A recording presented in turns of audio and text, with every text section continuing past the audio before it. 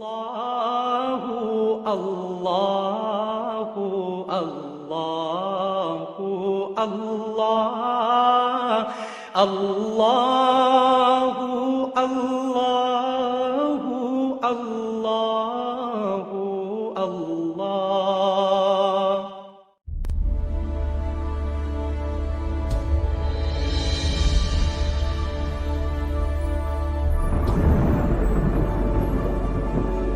السلام علیکم ورحمۃ اللہ وبرکاتہ. ناظرہ قرآن کورس کلاس نمبر 15 میں آپ سب کو اہلا و سہلا مرحبا. ناظرین، 11 مئی 2020 17 رمضان مبارک بروز منگل کی صبح 10 بجے ہم اس کلاس کے لیے جمع ہیں. اس سے پہلے صوتی ترتیب میں ہم ہونٹوں سے ادا ہونے والے 4 حرف پڑھ چکے ہیں. زبان کی نوک سے ادا ہونے والے 12 حروف میں سے پہلے 10 حرف ہم پڑھ چکے ہیں، اور آج ہم اس کا 11واں حرف یعنی نون پڑھنے کے لیے جا رہے ہیں. اس سے پہلے ہم نے پڑھا لام. لام کے اوپر زبر ہو تو اس کی آواز ہوگی ل، زیر ہو تو لی، اور پیش ہو تو لو. 2 زبروں کی صورت میں اس کی آواز ہوگی لن، لن، لن. جزم کی صورت میں اس کی آواز ہوگی ال، ال، ال، اور شد کی صورت میں اس کی آواز ہوگی ال، ال، ال. اسی طرح اب آگے چلتے ہیں نون کی طرف.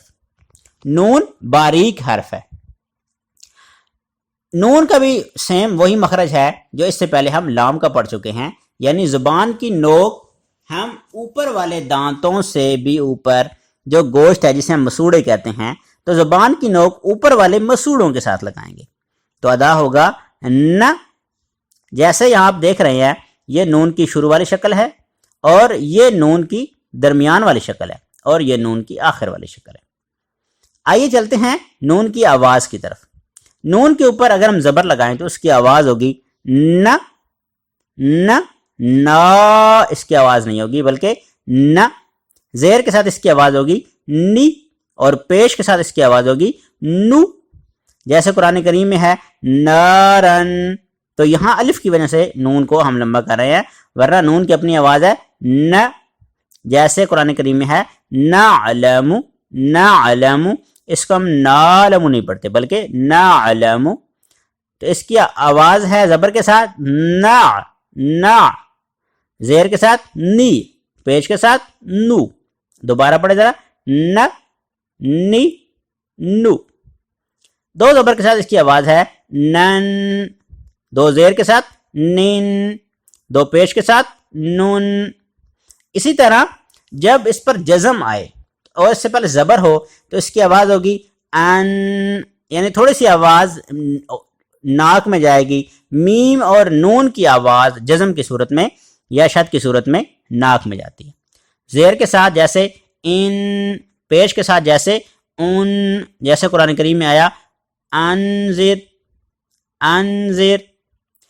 قابل غور بات یہ ہے کہ اگر نون ساکن یعنی کہ نون کے اوپر جزم ہو، یا پھر نون تنوین کے بعد حروف حلقی حمزہ ہا، عین ہا، غین خوا اور لام اور را، یہ 8 حروف آ جائے تو وہاں غنہ نہیں ہوگا، یعنی کہ آواز ناک میں نہیں جائے گی. جیسے من خوف، من خوف. اب یہاں نون کی آواز پوری آ رہی ہے. اس کے علاوہ یعنی حمزہ ہا، عین غین ہا، خا، لام را، ان 8 حروف کے علاوہ کوئی بھی حرف آ جائے تو وہاں غنہ ہوگا. اس کے علاوہ جو بھی حرف آئے وہاں پر غنہ ہوگا. جیسے من جو، من جو، اس کو من جو نہیں پڑھیں گے بلکہ من جو. اسی طرح یہاں پر ذال آ رہا ہے نون ساکن کے بعد، تو ہم اس کو پڑھیں گے انذر، انذر. تو جہاں پر یاد رکھیں حروف حلقی یعنی حمزہ ہا، عین غین ہا، خا، لام را، یہ حرف آ جائیں تو وہاں غنہ نہیں کریں گے. جیسے من خوف. باقی تمام جگہ پر ہم کیا کریں گے؟ غنہ کریں گے. جیسے من جو، اس کو آپ نے یاد رکھنا ہے. ان، ان، ان.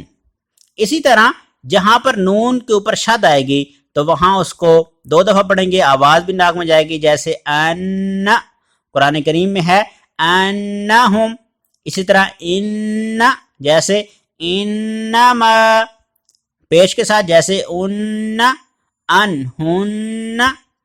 تو یہ اس کی مثالیں ہیں. کوشش کریں کہ نون کی بھی اسی طرح پریکٹس کریں جس طرح آپ نے باقی حروف کی پریکٹس کی ہے. آئیے چلتے ہیں آج کی حدیث نبوی صلی اللہ علیہ وسلم کی طرف. فی حدیث جبریل مل احسان قال ان تعبد اللہ کأنک تراہ فإن لم تکن تراہ فإنہ یراک. یہ حدیث جبریل کے نام سے ایک طویل حدیث ہے جس میں حضرت جبرائیل علیہ السلام نبی صلی اللہ علیہ وسلم سے سوال کر رہے ہیں کہ احسان کیا ہے.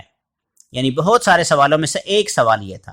تو نبی اکرم صلی اللہ علیہ وسلم نے جواب دیا احسان یہ ہے کہ تو اللہ کی عبادت اس طرح کرے گویا کہ تو اللہ کو دیکھ رہا ہے، اور اگر تو اللہ کو نہیں دیکھ رہا تو وہ تجھے دیکھ رہا ہے. اس فرمان مبارک میں نبی صلی اللہ علیہ وسلم ہمیں احسان کا مفہوم سمجھا رہے ہیں. حضرت جبرائیل علیہ السلام ایک مرتبہ نبی اکرم صلی اللہ علیہ وسلم کے پاس آئے اور آپ صلی اللہ علیہ وسلم کے سامنے بیٹھ گئے اور مختلف سوالات کیے. یعنی ایک آدمی کی صورت میں آئے اور آپ کے سامنے بیٹھ کر آپ سے سوالات کیے. ان بہت سارے سوالات میں سے ایک سوال یہ تھا کہ احسان کسے کہتے ہیں. نبی مہربان صلی اللہ علیہ وسلم نے جو جواب دیا وہ میرے اور آپ کے لیے مشعل راہ ہے.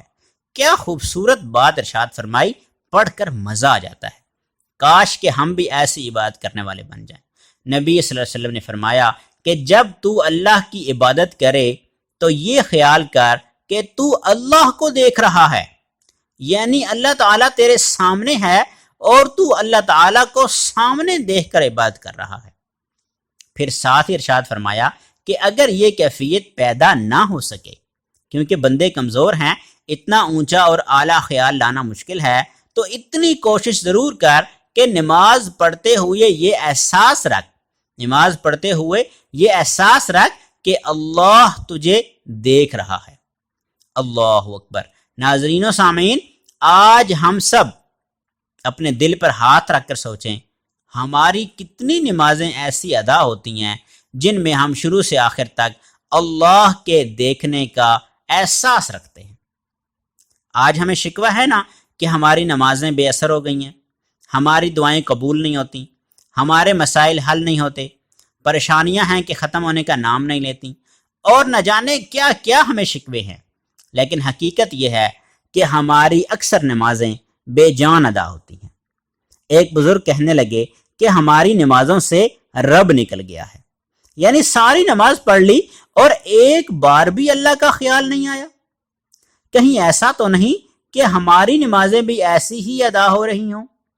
کہیں ہماری نمازوں سے بھی رب تو نہیں نکل گیا؟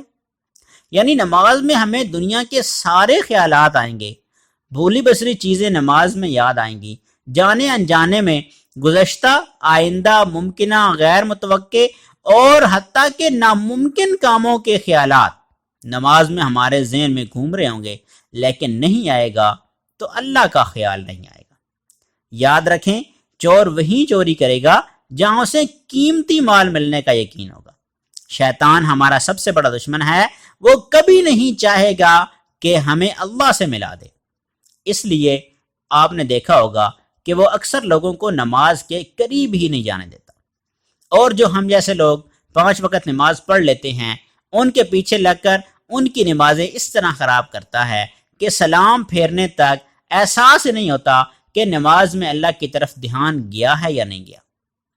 ناظرین، آئندہ سے ہم سب پوری کوشش کریں کہ نماز اور قرآن پڑھتے ہوئے ہماری پوری توجہ، پورا دھیان اللہ کی طرف ہو، اور اس احساس کے ساتھ کہ اللہ ہمیں ہر پل دیکھ رہا ہے، اللہ ہماری ہر بات سن رہا ہے، اور اللہ تعالیٰ ہماری نیت، ہماری کیفیت اور ہماری ایک ایک حرکت سے پوری طرح واقف ہے.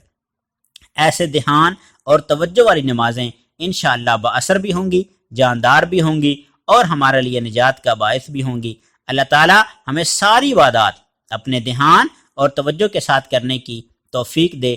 کوشش کریں کہ اپنے گھر، پڑوس، محلے داروں، رشتہ داروں اور دوست احباب میں سے کوئی بے نمازی نہ رہے. نیز سب کو ایسی نماز سکھائیں جیسی آپ اب سیکھ رہے ہیں۔ آئیے چلتے ہیں آج کی دعا کی طرف۔ نبی صلی اللہ علیہ وسلم ہر سفر سے واپسی پر یہ دعا ضرور پڑھتے تھے، آپ بھی پڑھا کریں۔